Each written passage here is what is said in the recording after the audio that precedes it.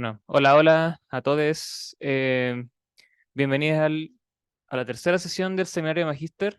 En esta oportunidad contaremos con dos expositores, Cristian Palma y Valentina Gómez. Así que, bueno, les dejo con Cristian Palma, que nos va a hablar sobre maximización de productividad de máquinas, algoritmos de balanceo bajo una función cóncava de la carga. Adelante. Gracias, Pablo. Darle clic en la pantalla. Bueno, hola, hola a todas y todos. Yo soy Cristian Palma y hoy día les voy a presentar mi tema de tesis, que es algoritmo de balanceo bajo una función cóncava de la carga. Partamos por una introducción. Entonces, supongamos que tenemos n unidades de distintos tamaños, pero de un mismo recurso, y queremos, y también tenemos m máquinas idénticas. Una pregunta natural es cómo asignar estos recursos a las máquinas de tal manera de que sean lo más productivas posible. Entonces, eh, una asignación sería a cada trabajo decirle a qué máquina va, y notemos de que solo nos importa la cantidad de recursos que va a cada máquina, porque los recursos es el mismo recurso, solo que son distintas cantidades. Entonces eso lo podríamos visualizar de otra manera. Entonces cada máquina tiene una carga asociada, que es la suma de las cargas de cada recurso que le asignamos. Ahora, ¿cómo, ¿cómo se resuelve este problema? ¿Qué significa resolverlo? Bueno, para cada instancia queremos tener una solución, queremos tener una asignación. Ahora, nos gustaría dar un algoritmo eficiente que resuelva el problema, y eficiente normalmente se considera como algo que sea tiempo polinomial en el tamaño de la entrada, la cantidad de bits de la entrada. El problema es que este problema es fuertemente NP difícil. Entonces, salvo que P sea igual a NP, que se conjetura que es falso, tal algoritmo no existe, no puede ser eficiente y exacto al mismo tiempo. Entonces tenemos dos maneras de abordar este problema: relajar la eficiencia y decir, bueno, un algoritmo no tan eficiente pero que lo resuelva como fuerza bruta, o mantener la eficiencia pero ahora relajar la parte de resolver y que ya no sea exacto pero que lo aproxime. El problema con la primera parte, con la parte no eficiente, es que para una instancia moderada, digamos 100 trabajos, ya encontrar una solución exacta puede tomar más tiempo que lo que le queda de vida al sol. Entonces, no es práctico. Nosotros queremos una respuesta hoy día o en un par de minutos. Entonces nos vamos a quedar con la segunda. En general uno se queda con la segunda parte, algo eficiente pero que lo aproxime. Entonces, se define un algoritmo, o un algoritmo que se dice una alfa aproximación, si en cada instancia el algoritmo asegura una fracción alfa del óptimo. Entonces, eso sería para la versión offline, es decir, cuando se conocen todos los datos. También podemos considerar otra versión, que es la online, es decir, no se conocen todos los datos desde el inicio, se van revelando uno a uno. Entonces, en este ejemplo, primero se reveló el trabajo 1, luego el 2, luego el 3, y en el momento en el que tenemos que asignar el trabajo 3, no sabemos qué va a venir después. Entonces, lo que venga después puede hacer que las decisiones que tomamos al inicio sean muy malas, incluso si era la mejor en ese momento. Y para ese caso también se define de la misma manera que alfa aproximación, un algoritmo alfa competitivo. Solo un pequeño cambio de lenguaje. Entonces, Alon y otros en el 98 desarrollaron un PITAS, es decir, una 1 menos epsilon aproximación para todo epsilon a tiempo polinomial para el problema. Y como el problema es fuertemente NP difícil, salvo de nuevo que P sea igual a NP, esto es esencialmente lo mejor posible. Entonces, uno dice que este problema quedó resuelto, al menos la parte offline. Entonces, nosotros, la parte online es la que queda abierta y ahí tenemos interés nosotros. Vamos a la definición formal del problema. Entonces, primero, ¿qué entendemos por productividad? Porque estuvimos hablando todo el rato de productividad, pero ¿qué es la productividad de una máquina?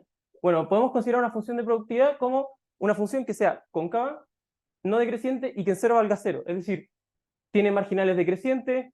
Si le damos más recursos, produce más también, aunque no necesariamente mucho más. Y si no le damos nada, no produce. ¿Algún ejemplo? Sobre todo quedemos con el primero, del mínimo de la carga y una constante. Esa función se ve de la siguiente forma, y bueno, verificamos de que es cóncava, no decreciente y en cero vale cero. Parece muy simple, pero sirve como buen ejemplo, sobre todo para obtener cotas, como lo vamos a ver a continuación. Entonces podemos definir nuestro problema. ¿Qué es una asignación de trabajo? Es una partición, pero con partes que pueden ser vacías, del conjunto de trabajos, que lo vamos a considerar como un conjunto de 1 a n, que lo denotamos de esa manera, donde representamos los trabajos asignados a la máquina i como a sub i. A cada trabajo se le asigna un largo positivo, y la carga de una máquina es la suma de todos los largos de los trabajos asignados a esa máquina. Y así definimos formalmente nuestro problema como encontrar la asignación en m máquinas de n trabajos de largos dados que maximice la productividad total. Y esta productividad total la consideramos como la suma de las productividades. Estamos asumiendo de que podemos sumar la productividad de cada máquina individual. Entonces sería esa expresión de ahí donde CI, recordemos, son la carga de cada máquina. Y F es la función de productividad de las máquinas. Ahora, si bien el problema offline está resuelto, el PITAS de la literatura puede ser muy complicado de implementar y muchas veces uno busca algoritmos mucho más simples de implementar que aún así tengan buenas garantías. Entonces, en ese contexto, nosotros primero buscamos estudiar el algoritmo list scheduling, que asigna trabajo uno a uno a la máquina menos cargada. Es una regla muy simple, a tiempo lineal, y no toma mucha memoria. De hecho, ni siquiera, una observación es que ni siquiera va a necesitar evaluar la función f, lo cual podría ser potencialmente muy costoso. Entonces, el algoritmo procede de la siguiente manera. Recibe un trabajo, esencialmente hay una sola manera de asignarlo, así que bueno, lo asigna, porque asignarlo a la otra hubiese sido simétrico. Llega otro trabajo, lo asigna a la menos cargada, que sería la vacía. Luego llega un tercer trabajo, y en este caso, la máquina menos cargada era la de la derecha, así que lo asignan a esa máquina. Ahora, ¿cómo podríamos probar que este algoritmo siempre nos garantiza una fracción alfa del óptimo? Bueno, en general, y sin conocer el óptimo, porque, bueno, en la demostración incluso no sabemos exactamente qué es el óptimo, no tenemos el valor. Bueno, para eso hay varias estrategias, pero una típica es considerar una cota superior para el óptimo y luego relacionar el algoritmo con dicha cota. Esa cota, la idea es que sea fácil de obtener, por eso universal, que sea sencilla de conocer y que no dependa tanto de la estructura del problema, pero puede depender de los valores del problema como los largos de cada trabajo. Así, nosotros probamos, usando esa estrategia, probamos el siguiente resultado, de que el least scheduling es una 3/4 aproximación para este problema. Es decir, incluso en el peor caso, alcanza el 75% del óptimo, lo cual es bastante bueno para un algoritmo tan simple. Ahora, no vamos a probar el teorema, pero sí queda abierto que podría ser mejor que 3/4. Sabemos que no puede ser óptimo porque dijimos que si fuera óptimo, entonces P igual a P, y creemos que eso no es cierto, pero podría ser estrictamente mayor que 3/4 aproximación.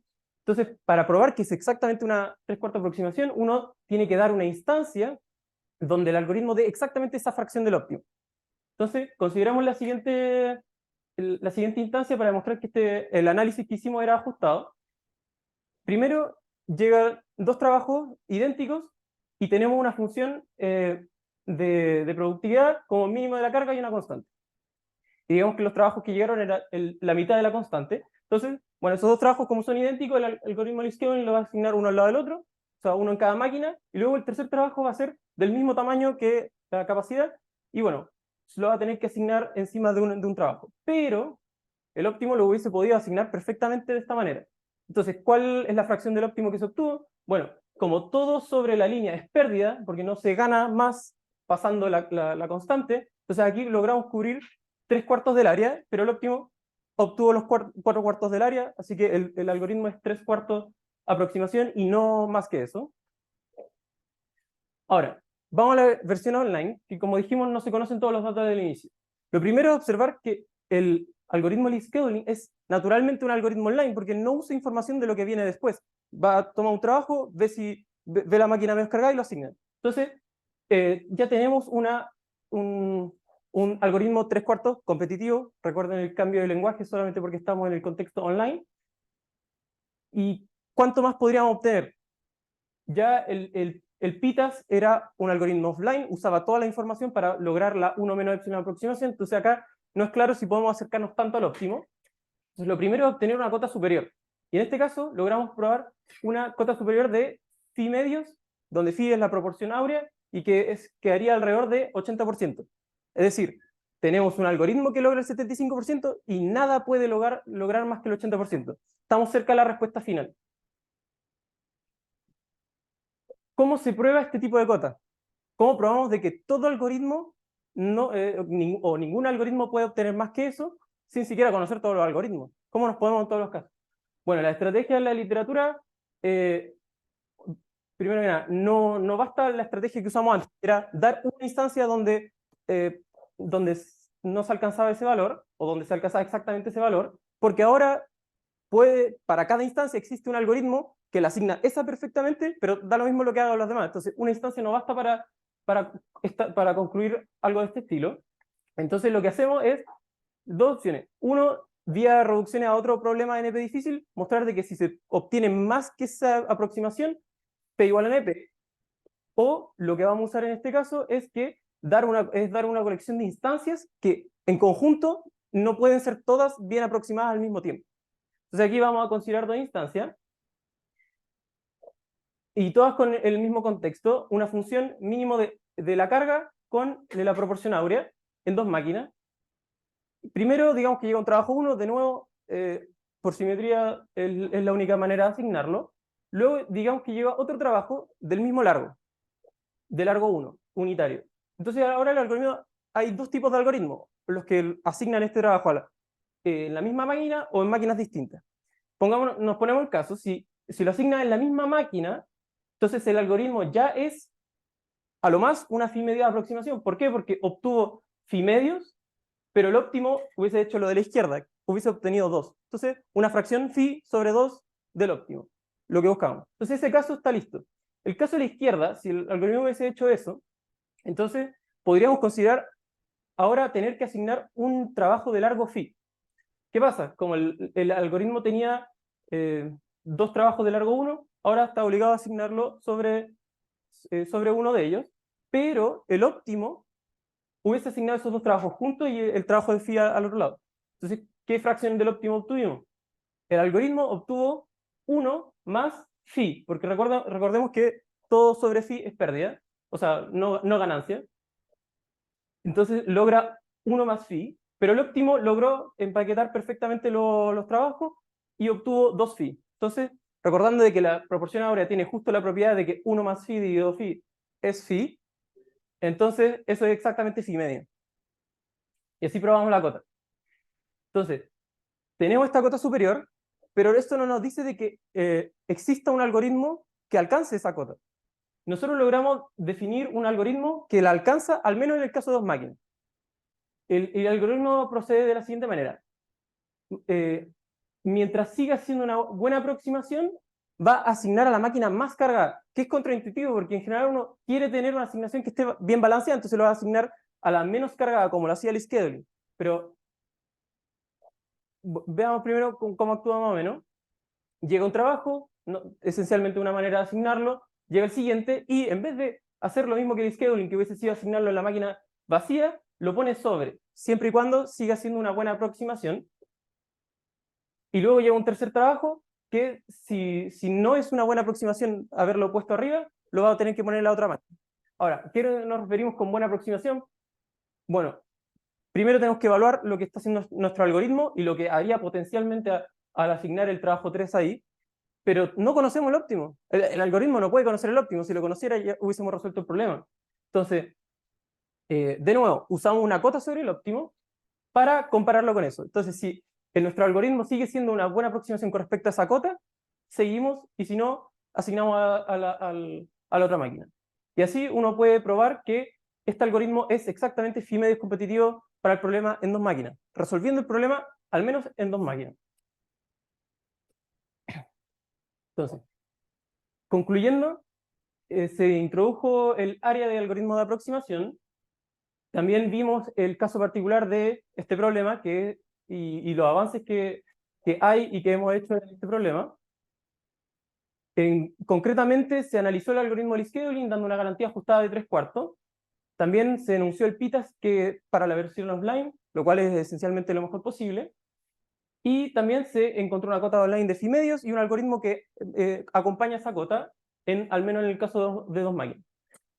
Ahora, esto lo podríamos mejorar. Por ejemplo, el análisis del scheduling. Hay un algoritmo típico también, que es longest processing time, también un algoritmo glotón, muy rápido, en tiempo ln, porque lo que hace extra, además del scheduling, es que preordena los trabajos y luego aplica el scheduling. Y eso en general tiende a funcionar mucho mejor. Entonces, queda pendiente analizar ese algoritmo. En la parte del PITAS, podríamos ver la manera de extender este PITAS al caso de máquinas distintas, que no lo mencionamos, pero aquí estábamos considerando máquinas idénticas con la misma función de productividad. ¿Qué pasa si tienen funciones distintas de productividad? Entonces ya el PITAS ya no aplica, pero podríamos buscar la manera de extenderlo o probar que no se puede, que no existe un tal PITAS, usando de nuevo reducciones que impliquen que P sea igual a NP u otro tipo de argumento. Y para el caso online, nos gustaría extender el algoritmo a más máquinas para probar si de verdad o no la phi medios es la respuesta final a este problema.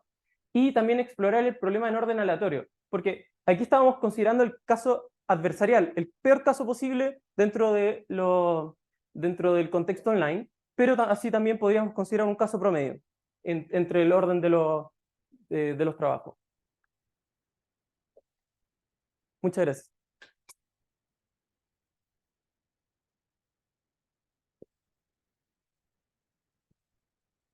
Gracias, Cristian, por tu charla. ¿Hay preguntas del público? ¿Preguntas? Quedó harto espacio para preguntas. Ya, Sebastián. Hola Cristian, gracias por la presentación. Tenía la duda sobre el algoritmo LS que demostraste que tenía una cota 3/4. ¿Eso lo demostraste para cualquier función o para el mínimo entre x y 1? Para cualquier función.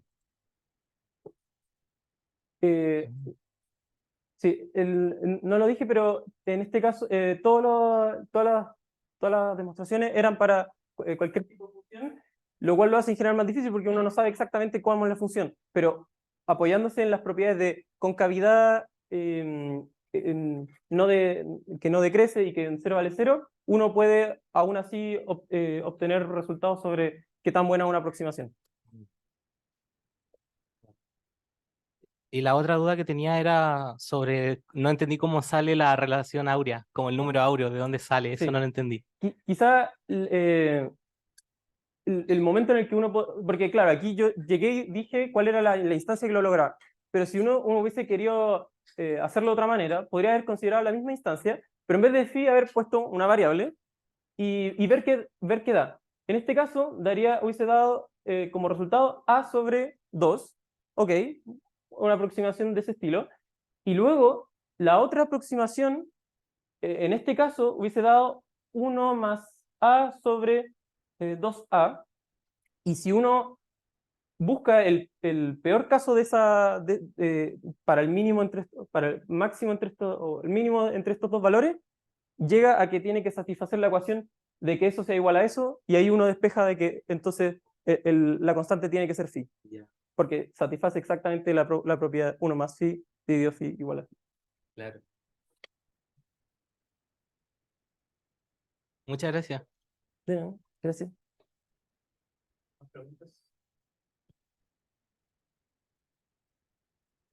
Tenía una pregunta, pero es más por mi desconocimiento del área nomás. ¿Mm? ¿Cuál es la motivación de formular un problema de este estilo? Como, ¿dónde aparece en la práctica y como la motivación para hacer esta teoría? Claro, para hacer la teoría o este problema en ¿O particular. el problema en particular? El problema en particular tenemos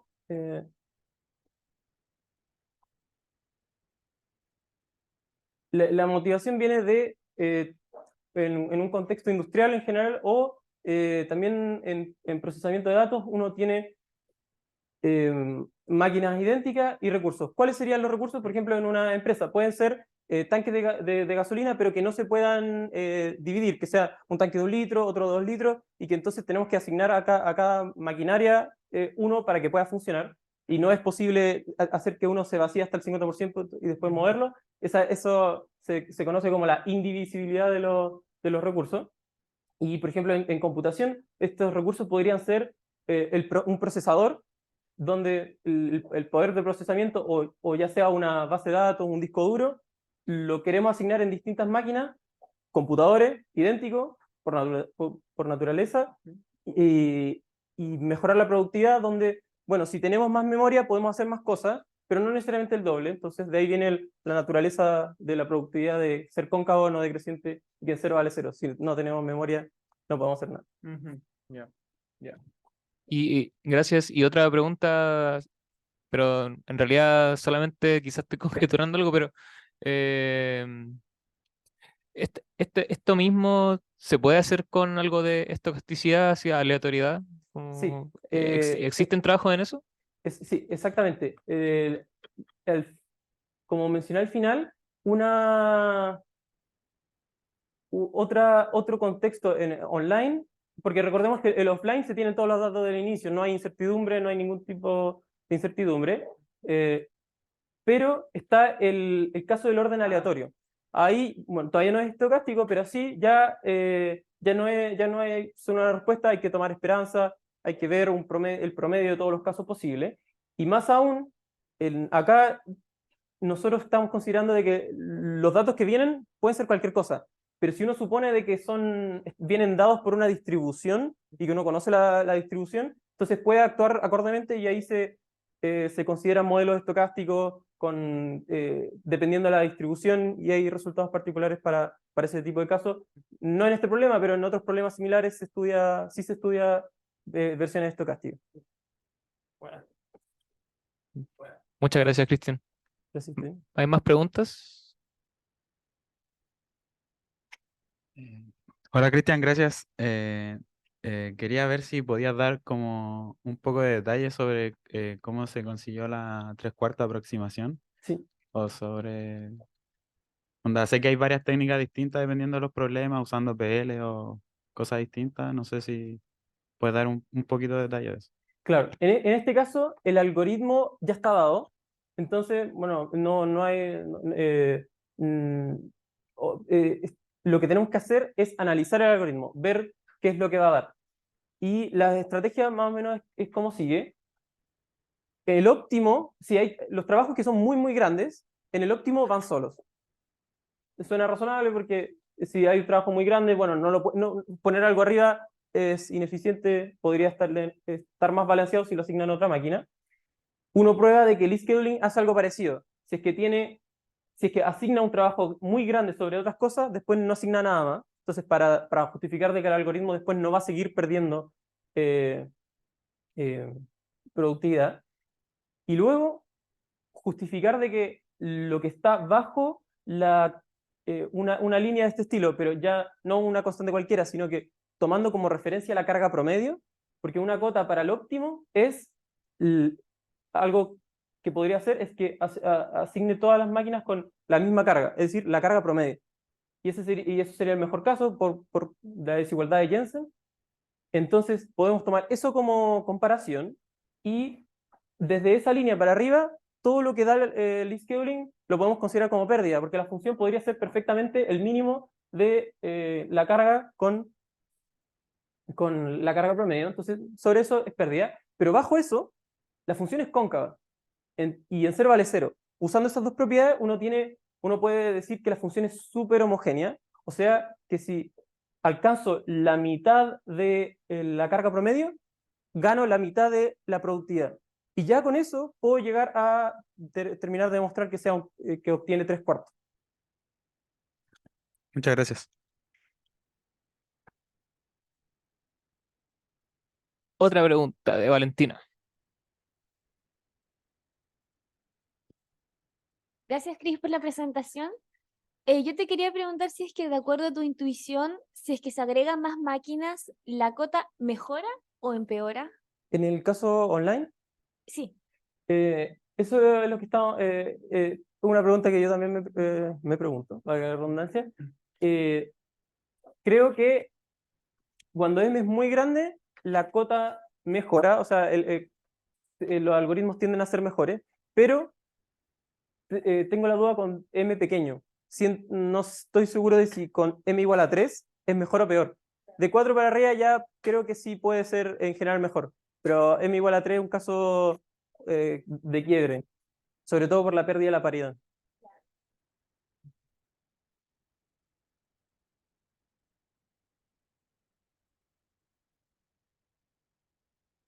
Ok, si no hay más preguntas, nos agradecemos a Cristian de nuevo.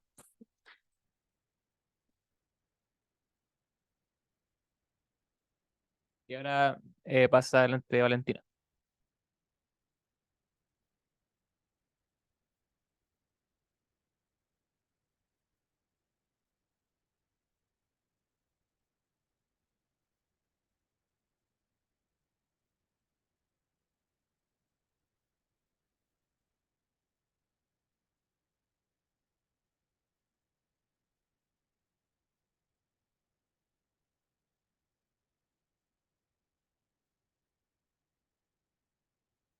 Entonces dejamos con ustedes a Valentina Gómez, que nos va a hablar sobre nuevas heurísticas para el diseño estratégico de una red de líneas de transporte público. Sí, no sé si la gente del Zoom me escucha bien, ¿me quedó bien puesto el micrófono? Debería... Bueno, no importa. Después dicen. Ya, bueno, mi tesis es nuevas heurísticas para el diseño estratégico de una red de líneas de transporte público. La hice con profesores guías. Sergio Jara Díaz, que es un profesor de civil en transporte, y Andrés Pielbaum, ex alumno del DIM, que ahora está en la Universidad de Sydney, y José Toto, miembro de mi comisión. Entonces, Ahí Ahí debería está. funcionar. Ya. Para esta presentación hay 3 partes importantes: introducción, ciudad lineal y ciudad paramétrica. En la introducción voy a explicar un poco cuál es el problema que abordé, que está en el área del transporte, así que vamos a tener que revisar algunos conceptos de transporte. Luego, la ciudad lineal es un modelo de una ciudad simplificada que me permitió establecer algunos resultados analíticos para después generalizarlos en la ciudad paramétrica. Bueno, en primer lugar, ¿por qué redes de transporte público? Las redes de transporte público son vitales para las ciudades modernas, ya que permiten a sus habitantes movilizarse de manera rápida, sostenible y económica. Además, su uso cotidiano es primordial para la calidad de vida de los habitantes. No obstante, su diseño enfrenta objetivos conflictivos. Por un lado, maximizar la calidad del servicio ofrecido a los pasajeros, y por el otro, minimizar los costos asociados a su operación. Al igual que el problema que abordó Chris, este es un problema NP difícil, así que tiene que ser abordado a través de heurísticas. Antes de continuar, aclaremos los conceptos de transporte. Una línea es una secuencia de paradas en una ciudad. Una estructura de líneas es un conjunto de líneas en una ciudad. Y una red de transporte público es una estructura de líneas y sus frecuencias. Esto llevado a Santiago equivaldría a que la línea 1, valga la redundancia, es una línea. Todas las líneas del metro, el trazado corresponde a una estructura de líneas, y el trazado de las líneas del metro y una frecuencia de trenes corresponde a una red de transporte público. Y al igual como sucede en Santiago, muchas veces las personas tienen más de una ruta que los puede llevar a su destino, porque pueden hacer combinación en distintas estaciones. Por lo tanto, nos enfrentamos al problema de asignación de pasajeros. Y para el modelo que yo estoy usando, se establece que cada pasajero sigue la ruta que minimiza su costo generalizado, siendo el costo generalizado una combinación lineal entre el tiempo el tiempo en el vehículo, el tiempo de espera y la cantidad de transbordos penalizados por sus respectivos penalizadores. En el caso del tiempo en el vehículo, esto incluye el tiempo en que el vehículo está en movimiento y el tiempo en que el vehículo está en las paradas esperando a que los pasajeros asciendan o desciendan. Y ahora aquí ya tenemos definido qué es una estructura de transporte, las frecuencias y cómo los pasajeros las usan. Podemos definir la función objetivo, que es el valor de los recursos consumidos. Corresponde a la suma del costo de los operadores con verde y el costo de los usuarios con azul. El costo de los operadores es la suma de los costos de cada línea, que vienen dados por la cantidad de vehículos que se necesita para abastecer el servicio, es decir, la flota mínima total, por el costo de movilizar cada vehículo, que viene dado por una constante C sub 0 más C sub 1 por la capacidad del vehículo. Es decir, vehículos con más capacidad son más costosos de movilizar que vehículos más pequeños. Y luego el costo de los usuarios con azul no es más que la suma de los costos generalizados, que en esta expresión están dados en función de los tiempos promedio de viaje, espera y cantidad total de transbordos en la red. Entonces, el problema a resolver es minimizar el valor de los recursos consumidos para cada estructura de línea y cada frecuencia. Dada estructura de línea, su valor de los recursos consumidos depende de la frecuencia a la que opere, porque la frecuencia determina la ruta que van a seguir los pasajeros y sus tiempos de espera, sujeto a que cada pasajero sigue la ruta que minimiza su costo generalizado.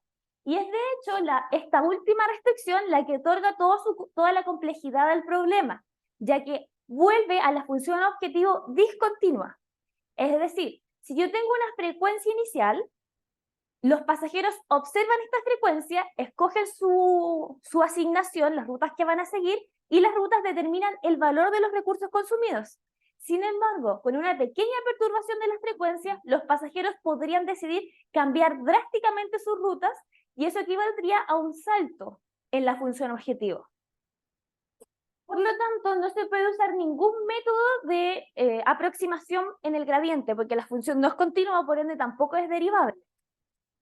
Y en la bibliografía, los autores lo han abordado a través de 3 estrategias principales: heurísticas, metas heurísticas y ciudades simplificadas.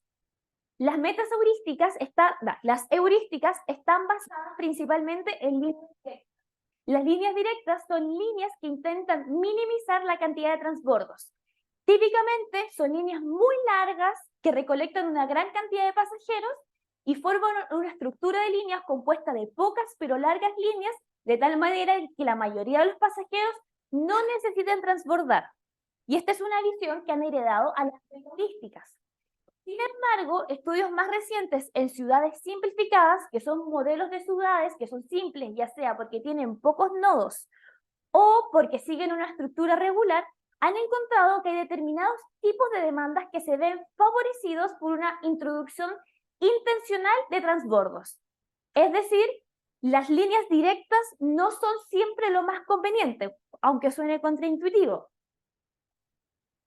Y esto quiere decir que hay un vacío en la literatura, porque lo anterior solamente estuvo basado en líneas directas, pero ahora se encontró que las líneas directas no es lo conveniente para todos los tipos de demanda. Por lo tanto, el objetivo de esta tesis es desarrollar nuevas heurísticas que permitan diseñar estructuras de líneas flexibles que adapten la cantidad de transbordos a la demanda observada sin sesgarse hacia las líneas directas. Para esto, lo primero que hay que hacer es determinar qué condiciones de la demanda son aquellas que favorecen los transbordos. Y eso lo estudiaremos en la ciudad lineal. La ciudad lineal es un modelo de ciudad simplificada que busca modelar una sola línea a la vez. Se define como un camino de K nodos T equidistantes, donde la distribución de pasajeros está dada por una matriz origen-destino triangular superior. Lo que quiere decir que es un camino como el que se observa en la imagen, y los pasajeros buscan desplazarse de izquierda a derecha.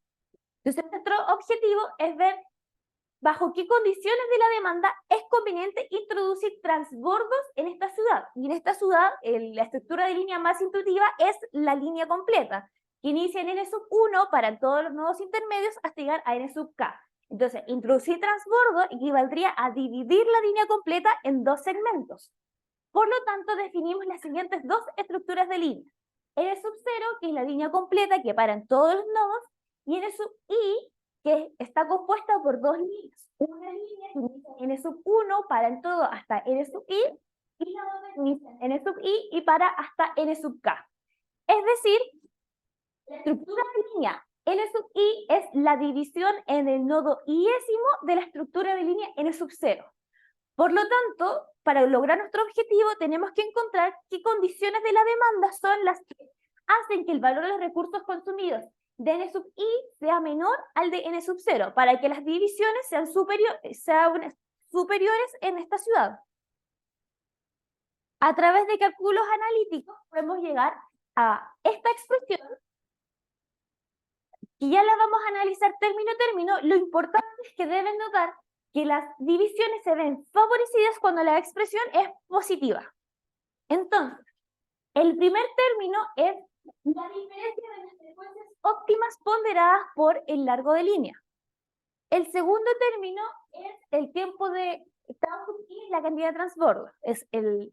Entonces es la cantidad de transbordos multiplicado por el tiempo de detención adicional por transbordo y la penalización por transbordo. Y la última es la diferencia de flujos máximos ponderados por largo de línea. Entonces, esto nos puede llegar a decir, ¿cuál sería, si I fuese una variable? Yo escojo en qué nodo quiero dividir. ¿Cuál es la estrategia ganadora para maximizar estas expresiones? Es decir, ¿cuál es la estrategia ganadora para que las divisiones sean lo más conveniente posible? En la primera, en la primera expresión, la estrategia ganadora es minimizar, es maximizar aumentar el largo de la línea de menor flujo máximo, porque así la expresión se vuelve más positiva. En la segunda, es claro que la estrategia ganadora es minimizar la cantidad de transbordos. Y en la tercera es aumentar la diferencia de flujos máximos a cada lado de la división. Por lo tanto, tomando estas expresiones, se concluye que las condiciones que favorecen la división son, primero, mayor largo de la sección de menor flujo máximo. Segundo, una baja cantidad de transbordos en I. Y tercero, una gran diferencia de flujo máximo a ambos lados de la división. Con esto, ahora que ya hemos aislado cuáles son las condiciones que favorecen la división, ya podemos entrar a ciudades más complejas y a ciudades más grandes, no solo la ciudad lineal, y a definir algoritmos para dividir. El primer... me saltó una vez. Bueno, con esto entonces definimos lo que es el índice de divisibilidad, que es un índice que pretende indicarnos qué tan idóneo es un nodo para la división. Entre mayor índice tenga el nodo, quiere decir que es más favorable a la división. Y entre menor índice, menos lo es. Entonces, el índice está compuesto por tres términos importantes. El primero, que hace referencia a la diferencia de flujo máximo. El segundo, que lo vuelve inversamente proporcional a la cantidad de transbordos. Y el tercero, que nos dice que si estamos entre dos divisiones muy similares, debemos elegir la que nos entregue en la línea de menor flujo máximo más larga. O sea, es decir, este índice toma todas las condiciones que revisamos anteriormente y las vuelve cuantificables en un número. Con este índice podemos definir los siguientes algoritmos. Primero, algoritmo de división tipo umbral. Aquí está la ciudad lineal. La ciudad lineal, para cada nodo se calcula su índice de divisibilidad bajo la estructura completa y luego, si el índice de divisibilidad del nodo con mayor índice es mayor a determinado umbral, se divide en ese nodo. Caso contrario, se usa la estructura de línea completa. Y lo mismo vemos muy similarmente, podemos definir el algoritmo de división tipo fórmula. Se calcula el índice de divisibilidad en cada nodo de la ciudad lineal. Y luego, por ejemplo, si el nodo con mayor índice de divisibilidad es el j-décimo, en el nodo j, calculamos el mínimo valor de los recursos consumidos con y sin división. Y si dividir disminuye el valor de los recursos consumidos, nos quedamos en la división. Caso contrario, se usa la estructura de línea completa. Notarán que este algoritmo, como siempre calcula el valor de los recursos consumidos antes de dividir, siempre tiene un mejor resultado que el algoritmo anterior que los comparaba con un algoritmo tipo umbral. No obstante, para una estructura de líneas, calcular el mínimo valor de sus recursos consumidos es costoso, porque el problema no es continuo. Entonces, este algoritmo es más preciso, pero más lento en comparación al anterior.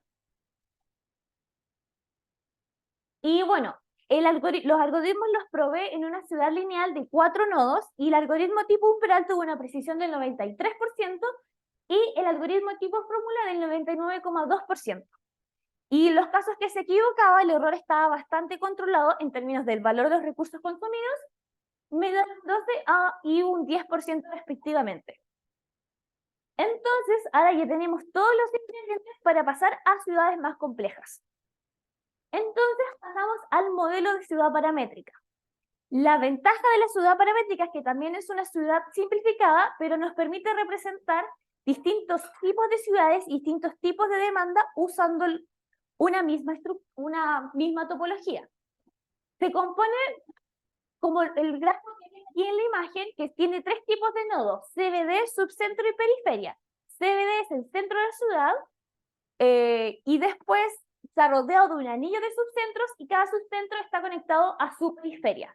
La diferencia entre cada tipo de nodo es que la periferia solo genera viajes, el subcentro atrae y genera, y el CBD solamente atrae viajes. Como podrán notar, esto intenta limitar el pic de la mañana de una ciudad común en que la mayoría intenta salir de la periferia para llegar a sus trabajos.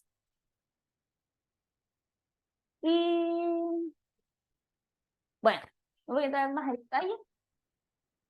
El índice de divisibilidad que definí antes tiene la bondad de que nos permite modificar una estructura de línea ya propuesta. Sin embargo, no es capaz de proponer estructuras de líneas por sí mismo.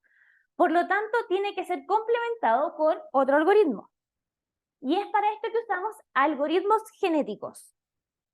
El objetivo de usar algoritmos genéticos es que los algoritmos genéticos nos permitan proponer estructuras de líneas a potencialmente ser mejoradas por el índice de divisibilidad. El algoritmo genético es una heurística inspirada en la naturaleza que imita la manera en que se propagan los genes. Es una población inicial y generación a generación se va refinando en torno a una función objetivo. Se toma a los mejores individuos de cada generación para ser los predecesores de la siguiente.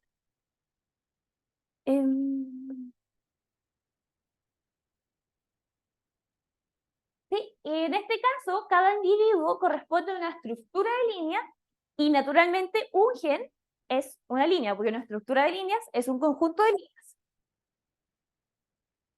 Para que este algoritmo pueda ser implementado, tenemos que ser capaces de definir todas las líneas de la ciudad paramétrica para tener bien definidos todos los genes a partir de los cuales construir los individuos o estructuras de líneas. Sin embargo, definir todas las líneas en una ciudad es un problema que escala muy fácilmente, en orden factorial. Por lo tanto, si la ciudad paramétrica tiene muchos nodos, esto puede escapar al orden de lo computable. No obstante, podemos usar nuevamente la ventaja de la ciudad paramétrica y pensar que ningún pasajero quiere ir hacia una periferia, por lo tanto, una línea que tenga una parada intermedia en una periferia significará un desvío considerable para todos los pasajeros que la habían abordado desde antes. Así que ninguna estructura de línea que sea óptima puede permitirse un desvío tan largo. Así que vamos a sacar de la piscina de genes, es decir, de las posibles líneas, a todas las líneas con paradas intermedias en la periferia. Y con eso nos quedan números bastante abordables. Por ejemplo, para una ciudad paramétrica de 8 zonas, se pueden definir alrededor de 10 millones de líneas, que es computacionalmente abordable.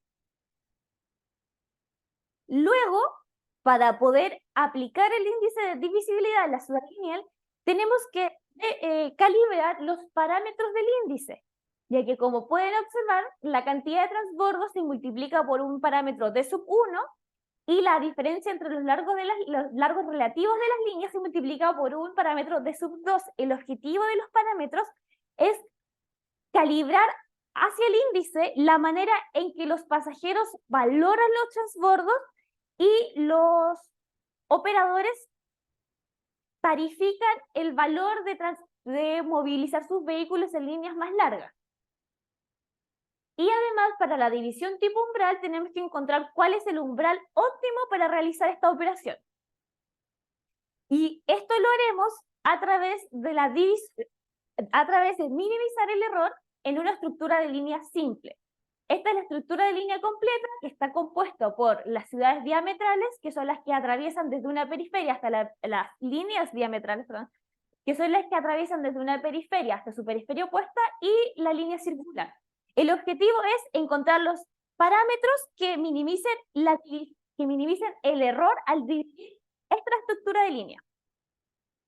La línea diametral se puede dividir ya sea en el CBD o en los subcentros. Sin embargo, es imposible dividirla en el CBD, porque la ciudad paramétrica tiene una demanda simétrica. Por lo tanto, la cantidad de pasajeros que viajan desde 7 a 1 es la misma que viajan de 1 a 7, o de 1 a 8 y de 7 a 2, y la diferencia de flujos máximos en el CBD es 0. Por lo tanto, el índice de divisibilidad siempre es 0, y nunca se va a dar la división en el centro. Así que en realidad solamente tenemos que considerar las divisiones en los subcentros.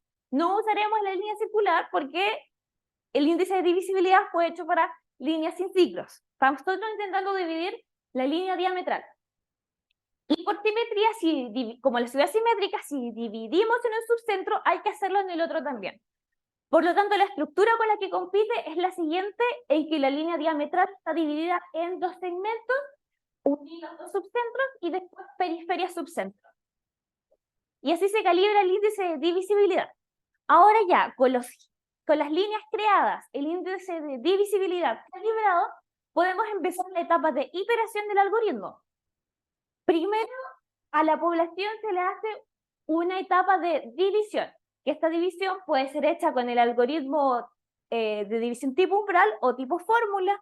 Después, evaluación y orden, se evalúa el mínimo valor de los recursos consumidos, una condición de término, selección, o sea, dado el mínimo valor de los recursos consumidos de todos los individuos que estoy considerando en la población, se escoge un porcentaje de los mejores para copiarlos y pasarlos directamente a la siguiente generación. Luego, una etapa de cruce.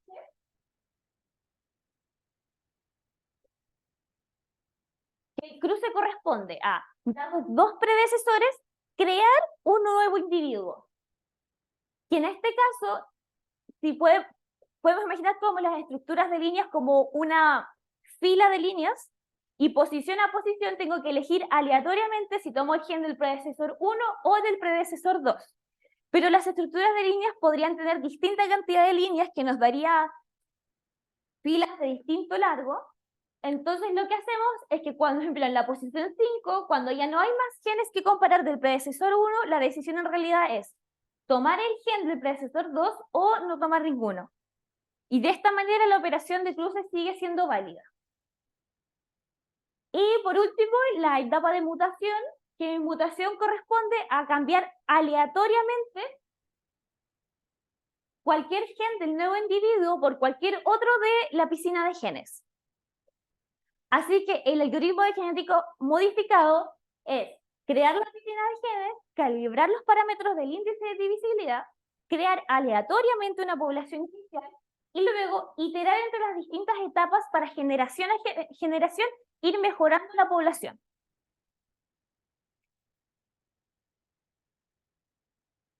Esto se implementó con la librería Tendermint, que es una librería de Python optimizada para la ciudad paramétrica.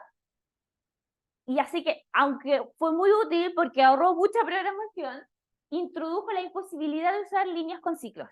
Porque no está programada para líneas con ciclos, por lo tanto, esta línea circular entre los subcentros que les mostré antes, por ejemplo, y entre otras que se podrían haber definido, no están consideradas en los resultados experimentales. Entonces, para probar el algoritmo tenemos que seleccionar escenarios. Como nuestro objetivo es ver si nuestra heurística se logra adaptar a distintos tipos de demanda, tenemos que seleccionar escenarios que representen los distintos tipos de demanda que existen. Entonces, entran en juego las estructuras estratégicas, que sin entrar en mayores detalles, les diré que hay 4 estructuras estratégicas. La primera propone una estructura en que cada pasajero puede llegar a su destino sin transbordar. La segunda, Feed and Run, lo que intenta es acumular a los pasajeros que quieren salir de la periferia en el subcentro y que ahí transborden y puedan llegar a su destino final. Hub and Spoke sigue la estrategia de que los pasajeros lleguen hasta el CBD y del CBD transborden y ahí a su destino final. Y exclusiva es que existe una línea para que cada pasajero pueda llegar a su destino sin transbordos ni detenciones. Si uno coloca a competir estas 4 estructuras, podemos obtener qué tipo de demanda tiene la ciudad. Si ganan las estructuras basadas en transbordos, es decir, Feed and Run o Hub and Spoke, diremos que la ciudad tiene estructuras, o sea, que la ciudad tiene una demanda que favorece los transbordos. Y si gana la estructura directa o exclusiva, diremos que la ciudad tiene una demanda que favorece las líneas directas. Entonces, este es el resultado del algoritmo bajo los tipos de demanda en que gana Hub and Spoke o Feed and Run, es decir, los tipos de demanda que favorecen a los transbordos. El algoritmo original está con verde, con amarillo está el algoritmo con división tipo umbral y con morado el algoritmo con división tipo fórmula.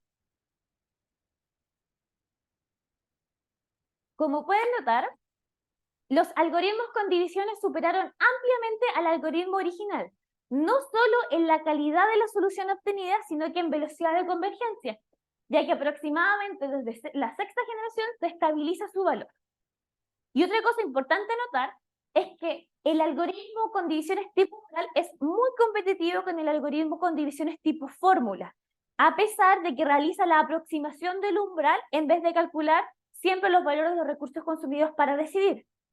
De hecho, si los comparamos en tiempo, el algoritmo con fórmula se demora aproximadamente el doble que el algoritmo con divisiones tipo umbral.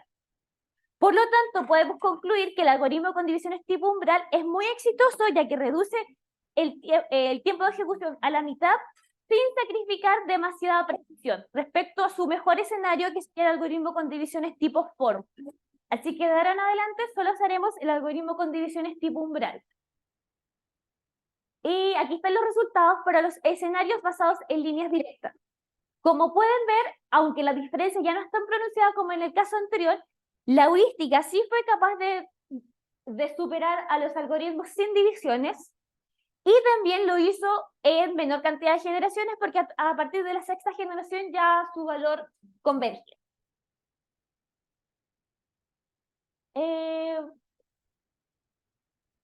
Y bueno, si revisamos los indicadores de directitud, es decir, que si las líneas están basadas o no en transbordos, están basadas, están en líneas directas, según los resultados, los indicadores de directitud son transbordo por pasajeros, paradas por pasajeros y cociente de distancia, que es la distancia por pasajeros sobre la distancia minimal.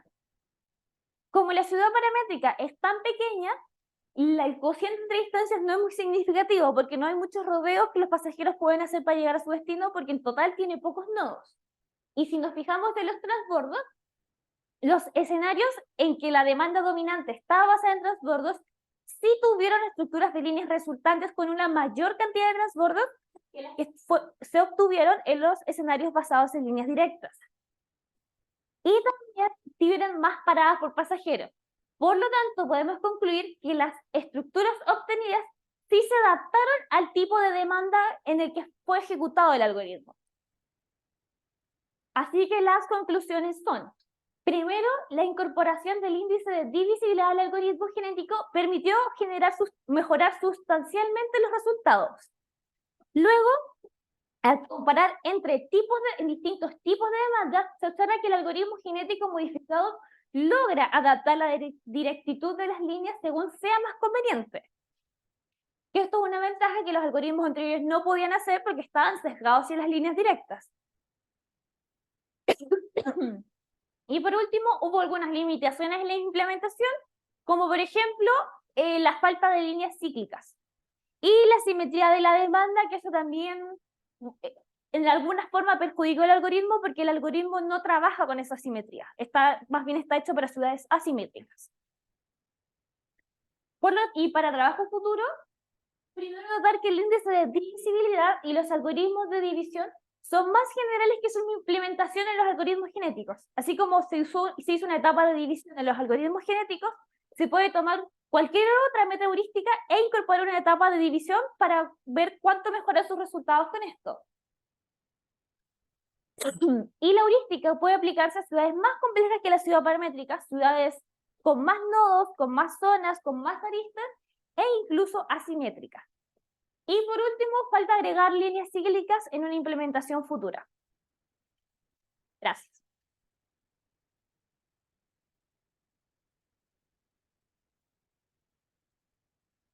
Gracias, Valentina, por tu charla. ¿Hay preguntas del público?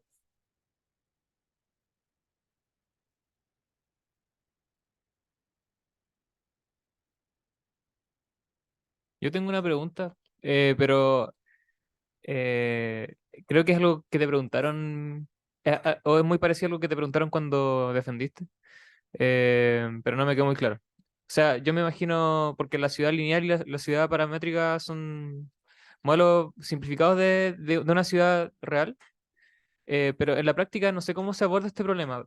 Por ejemplo, se considera como una ciudad más compleja se puede considerar como un ensamblaje de estos distintos tipos de ciudades y se resuelven sus problemas, o es más complejo que eso? Mira, por una parte lo puedes resolver como a una mirada más macro de ver cuál es el ruteo, tienen que seguir los buses. Por ejemplo, si estás diseñando el Transantiago, puedes considerar que cada nodo de la ciudad paramétrica es una comuna Ujú. y ver cuál tiene que ser la estructura general del Transantiago. Por ejemplo, que todos los buses que parten en una comuna más alejada del centro lleguen al centro y se devuelvan, o tener buses que recorren todo Santiago de punta a punta. Por ejemplo, algo así te podría decir, dónde posicionar los transbordos y cuál tiene que ser el largo de los recorridos.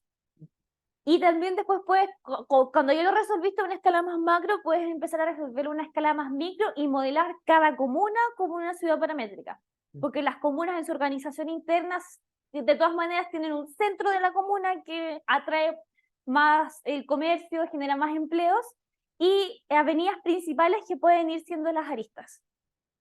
Entonces te sirve para ver la estructura general de cómo conectar Santiago y también cuando ya sabes que un bus tiene que atravesar una comuna, después volver a hacer el zoom para ver de qué manera la tiene que atravesar. Perfecto, gracias. ¿Más preguntas? Tenía una pregunta recién y se me olvidó. Eh, ¿No? Bueno, lo olvidé de decir en la introducción, pero bueno, Valentina defendió su tesis de doble titulación por ingeniería matemática y magíster el jueves pasado, así que esta presentación fue de su tesis. Así que eso. Si no hay más preguntas, agradecemos de nuevo a Valentina.